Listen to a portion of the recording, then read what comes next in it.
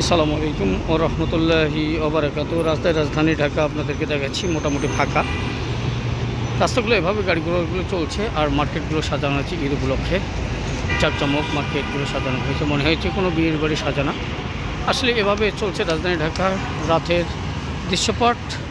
আপনাদেরকে দেখানোর চেষ্টা করছি রাজধানী ঢাকার রাতের দৃশ্যপট। অনেক ফাঁকা, এই ফাঁকা রাস্তা আসলে কিছু কিছু লোকজন আছে যারা দোকানগুলো গোছাচ্ছে। এভাবে বিভিন্ন আপনাদের যদি অপর সাইডে দেখার চেষ্টা করি রাজধানী ঢাকার দৃশ্যগুলি, আসলে আমি এখন অবস্থান করছি উত্তরাস্ত। রাজধানী ঢাকার এই দৃশ্যগুলো, রাজধানী ঢাকার যে রাতের দৃশ্য, এই রাতের দৃশ্য আসলে এরকমই।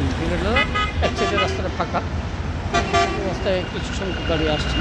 রমজান মাস চলছে, এই জন্য গাড়িগুলো আসলেই রাতের রাস্তায় রমজান মাসে এরকমই ফাঁকা। না হলে অন্যথায় অন্য সময়ে রাজধানী ঢাকা এরকম ফাঁকা থাকে না। আজকে ছিল রবিবার। যাই হোক, আমি মার্কেটে কিছুটা করে মার্কেটটা ফাঁকা হয়ে গেছে। রাজধানী ঢাকা আসলে ঈদ উপলক্ষে আর 2-4-5 দিনের মধ্যে রাজধানী ঢাকা এরকম থাকবে না, হয়তো কানায় কানায় ভরে যাবে। রাতভর মানুষজন মার্কেট করবে।